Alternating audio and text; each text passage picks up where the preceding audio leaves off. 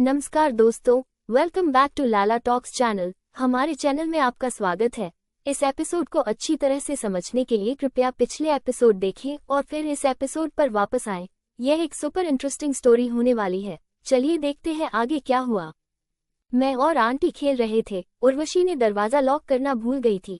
इतने में ऊपर के घर में रहने वाली आंटी वापस आ गई थी और दरवाजा खुला ही था तो वो सीधे अंदर आ गई और हम दोनों का खेल देखकर घबराकर अरे दीदी ऐसे चिल्लाकर वापस दरवाजा बंद करके अपने घर की तरफ भाग गई। उर्वशी आंटी, अरे उसने सब कुछ देख लिया, अब क्या करूं मैं? मेरा सारा इज्जत खो गई हूं मैं आज। मेरे पति को उसने देखा है, अब मेरी कहानी खत्म हो गई। ऐसे बोलते रोने लगी। मैंने ये सब दृश्य देखा और वहीं पर अपना छोड़ दिया। अब उसके चेहरे पर मेरे रस के साथ आंसू मिश्रित थे और उसका चेहरा कुछ अच्छा लग रहा था। मैंने उससे कहा कि कुछ नहीं होगा, आप डरो मत। इतना बोलकर जल्दी से कपड़े पहने और 4 बजे बज गया है, घर वाले आते ही होंगे, ऐसा बोल के मैं तुरंत वह से निकला। और जब मैं जा रहा था, ऊपर रहने वाली आंटी उनके बालकनी से मुझे घूर रही थी। मैंने भी उनको देखा और वहां से चला गया। शाम को करीब 7 बजे मैंने आंटी को कॉल किया और पूछा क्या हुआ। कुछ पूछा क्या वो आंटी ने। तभी उर्वशी ने कहा मैं 5.30 को टेरेस पर गई थी, ऊपर सूखने के लिए कपड़े रखे थे उनको लाने के लिए। तभी वो आंटी वहां आके मुझे पूछ रही थी कि वो लड़का कौन है और वो आपके घर में क्या कर रहा था।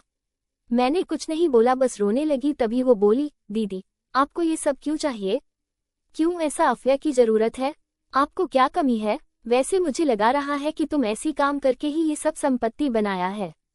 आजकल पति को छोड़ के एक और दोस्त सबके साथ रहता ही है, लेकिन ऐसी काम करके माँ बाप की नाम खराब नहीं करना चाहिए। ऐसा सब बोल रही थी। तभी उसकी पति भी वहां आया और मुझे पूछा क्यों रो रही हो, क्या हुआ। तभी वो आंटी निशा, ऊपर रहने वाली आंटी का नाम, बोली कुछ नहीं जी, छोड़ो, आपको भी नहीं छोड़ोगे ये लोग। तभी उसकी पति ने पूछा ये तुम क्या बोल रही है, क्या हुआ? उर्वशी तुम्हारा बच्चा ठीक है ना, क्यों रो रही हो, कुछ प्रॉब्लम है तो बताओ। तभी मैंने कुछ नहीं इतना बोल के नीचे आ गई। आज ये सब कुछ हुआ। आंटी को मैंने पूछा क्या तुम्हें लगता है कि वो सब कुछ अपने पति को बोल देगी? आंटी बोली मुझे नहीं पता, शायद बता देगी, मुझे डर लग रहा है।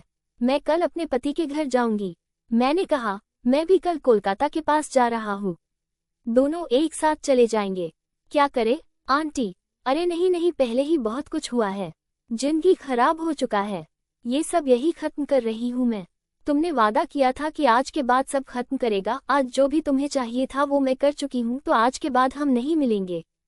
मैंने कहा आंटी अभी मैंने कुछ नहीं किया है, मुझे अभी करना है। आंटी बोली इसका मैं कुछ नहीं कर सकती, क्योंकि मैंने तुम्हें चांस दी थी। मैंने आंटी के पास एक और लास्ट चांस का भीख मांगा। आंटी नहीं, मैंने तुम्हें 2 बार करने दी थी, लेकिन तुमने उसका उपयोग नहीं किया है, तो इसका मैं कुछ नहीं कर सकती।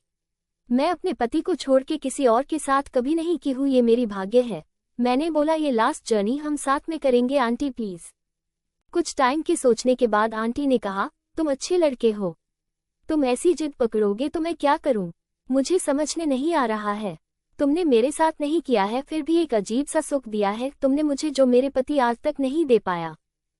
ठीक है, मैं तुम्हें रात के 11 बजे कॉल करने अपना डिसीजन बोलती हूँ। इतना बोल के कॉल कट की। मैंने ठीक 11 बजे आंटी को फिर से कॉल किया। आंटी तुम कितना गिर चुके हो? ठीक 11 बजे 1 सेकंड भी नहीं हुआ और अभी कॉल किया है। मैंने कहा आंटी मुझे आपके बारे में सोचते सोचते नींद नहीं आ रहा है, आपके साथ मैंने अभी पूरी तरह से नहीं किया है, करवा ले आंटी। आंटी अरे देखो कितनी गांधी तरीके से बात कर रहा है, तुम्हें कोई गर्लफ्रेंड नहीं है क्या, उसके साथ कर ले। मैंने कहा वो मेरी भाग्य में नहीं है, आप ही मेरी गर्लफ्रेंड बन जाओ। आंटी अरे नहीं नहीं, मेरे पति मेरे साथ अच्छे से करता है, मुझे किसी और की जरूरत नहीं है। मैं आपको कैसे पता कि आपका पति अच्छे से करता है, कभी किसी और के साथ किया है क्या आपने? आंटी नहीं, मैं करवा के देख लो, फर्क पता चलेगा आपको। आंटी ठीक है देखती हूँ मैं, कब करेंगे?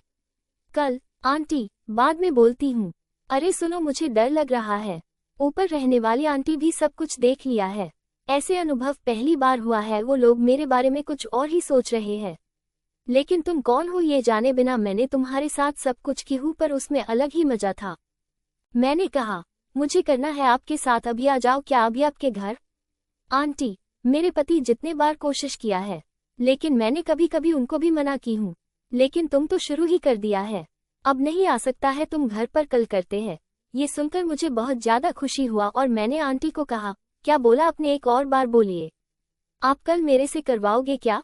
आंटी, अरे तुम्हें तो बस उसका ही चिंता रहता है, वो सब कल देखेंगे। वैसे तुम कोलकाता में कहाँ रहते हो? मैंने कहा, चांदनी चौक में। क्यों?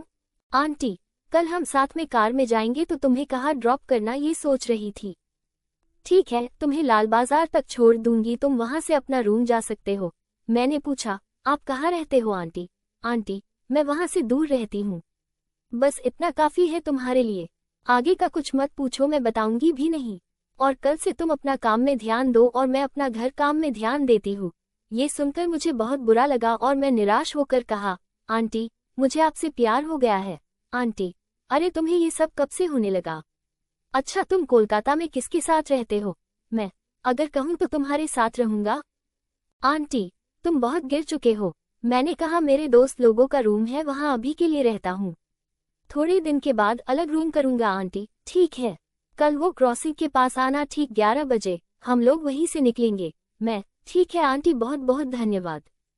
आगे कार में क्या क्या हुआ वो मैं आपको अगले वीडियो में बोलता हूँ। अगर आपको ये कहानी अच्छी लगी है तो लाइक 3 करो, शेयर करो और हमारी चैनल को जरूर सब्सक्राइब कीजिए। Thanks for watching.